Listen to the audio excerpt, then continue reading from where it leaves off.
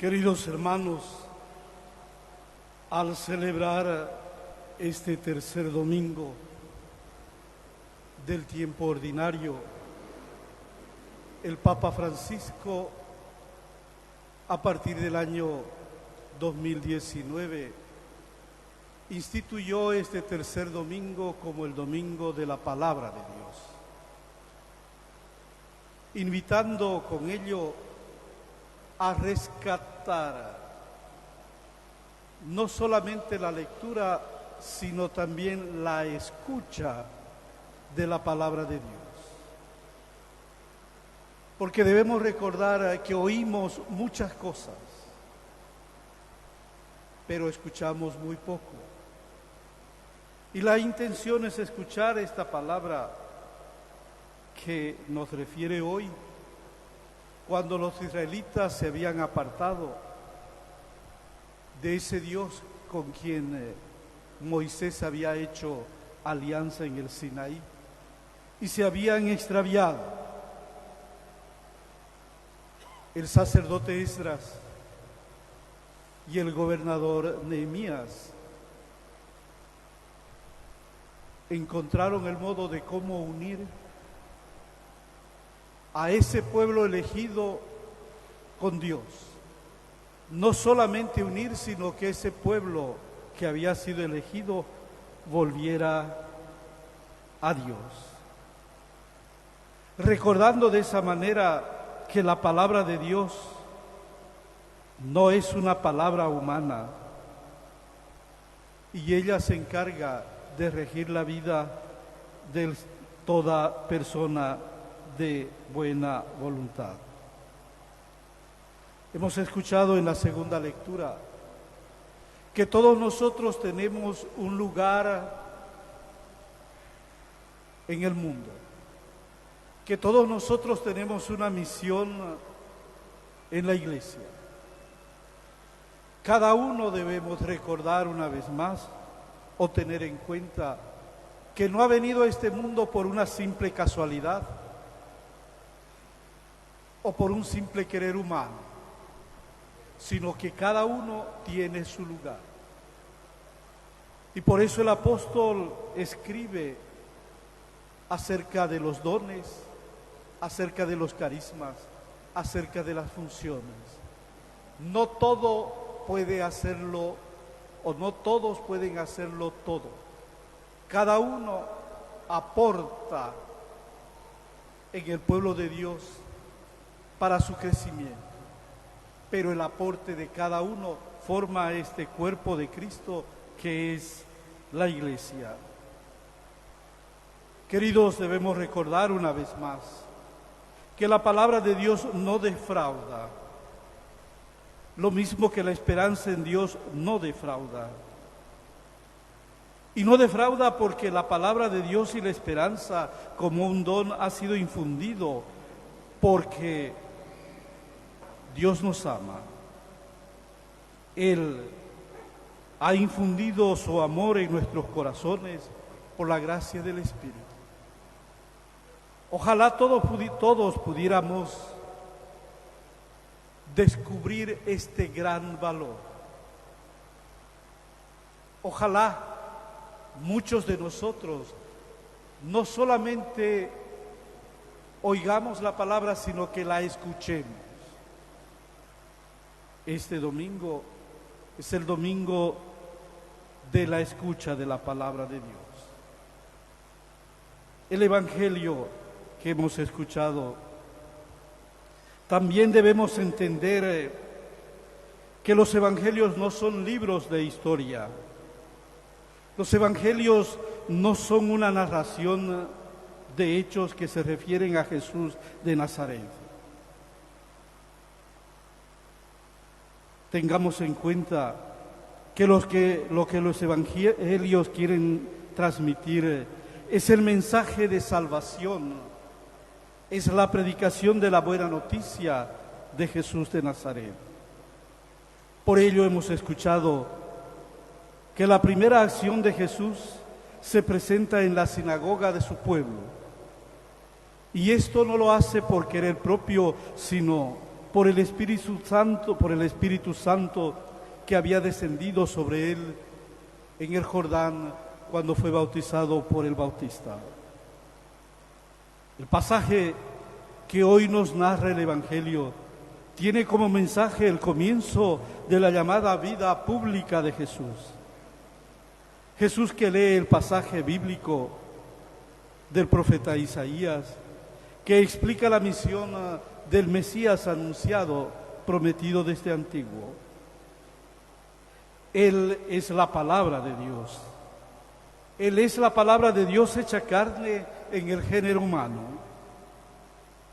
San Lucas nos dice hoy: Jesús volvió a su pueblo Nazaret, pero fue no en solitario, sino lleno del Espíritu Santo, y como buen judío y como buen maestro, enseñaba todos los sábados en la sinagoga.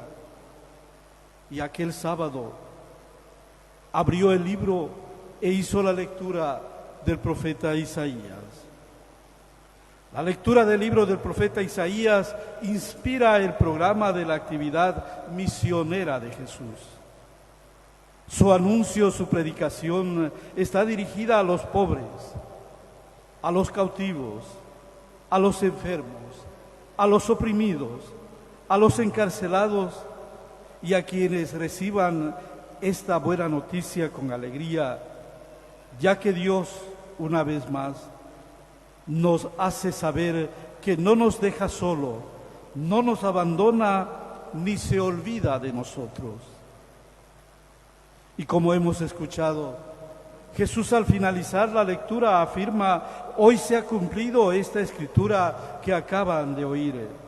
Es decir, con Jesús comienza el nuevo tiempo, el definitivo tiempo de la gracia del Señor.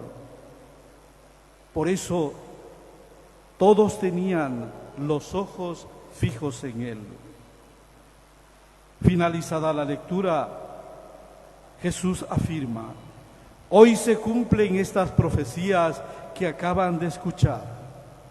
Por eso, queridos hermanos, debemos darnos cuenta que Jesús no vino a leer la Biblia, sino que vino para que se cumpliera la Escritura. Él lo dirá más explícitamente en otros pasajes del Evangelio. Es más, Él no vino a enseñar el camino al cielo, vino a recorrer con nosotros el camino que lleva al cielo. Y esto lo hizo con su vida, con su predicación y con sus obras. Jesús no vino a predicar la ira o el castigo de Dios a los hombres. Vino a abrir las puertas del cielo para que todo hombre y mujer de buena voluntad, todo aquel que quiera escuchar y cumplir su palabra, pueda proclamar y pueda ser merecedor de ese año de gracia del Señor. Por eso Él anuncia la amnistía, es decir, el perdón y la libertad para todos los cautivos. Buena noticia para los pobres y desamparados. Buena noticia para los agobiados, los olvidados y lastimados de este mundo. Queridos hermanos, en la historia del mundo, de las religiones y de la sociedad, y aún en la Iglesia, a través del tiempo han aparecido muchos y muchos mesías, muchos que se han creído Dios. También muchos charlatanes y vendedores de ilusiones y fantasías, predicadores que hacen promesa y profecías, contando supuestas visiones, ofreciendo grandes transformaciones, pero ellas no dejan de ser promesas vacías, no dejan de ser buenos deseos seguramente, pero esa predicación en obras es muy vacía en obras verdaderas. Jesús comenzó su ministerio afirmando aquel sábado en la sinagoga de su pueblo que hoy se cumple en esta escritura. Y esta afirmación lo repitió aquel triste Viernes Santo en la cruz cuando dijo: todo está cumplido. Todo estaba hecho y todo lo había hecho bien, nos dice la primera predicación de los apóstoles en el libro de los Hechos de los Apóstoles. Jesús vino a amarnos a todos y su amor es duradero porque se cumplió y se terminó en la cruz. Al final de la vida, es decir, ninguno de nosotros podrá decir algo semejante. Ninguno de nosotros podrá decir que ha amado de verdad a su prójimo y ha entregado su vida por él. Pero Él, el Señor, el Maestro, nos enseñó el camino. Por eso estamos llamados cada uno a hacer el bien, a cultivar el bien, aquella semilla que el Señor ha plantado en cada uno de nosotros. Ese bien que no debería ser mezquino ni retaseado cuando se quiere o cuando se debe cumplir las funciones que cada uno desempeña en la iglesia o en un país o en la sociedad. En los días pasados hemos escuchado decir que en nuestro país se necesita un pacto social.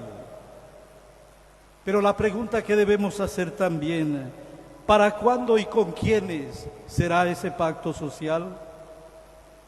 O también se ha escuchado decir de una revolución democrático y cultural. Pero la pregunta es también, ¿hay más democracia en el sentido real en nuestro país? ¿O hay más cultura y preparación en la educación de los niños y jóvenes? El reto no es solo decir discursos atractivos o decir bonitas palabras, sino el esfuerzo cotidiano debe ser de decir la verdad, hacer que las obras vayan acompañadas con nuestro decir o nuestro decir acompañado con las obras, que con el bien proclamado y enseñado y proclamado por Jesús se vaya haciendo vida, que el bien o que con el bien nadie se sienta excluido. El Señor dejó dicho a sus discípulos, ejemplo les he dado, hagan ustedes lo mismo. Por eso, queridos hermanos, debemos renovar una vez más nuestro compromiso de cristianos discípulos misioneros, buscando hacer presente a Dios en la vida concreta, no solo con las palabras, sino con el testimonio de la vida y de las obras. Así sea, en el nombre del Padre, del Hijo y del Espíritu Santo. Amén.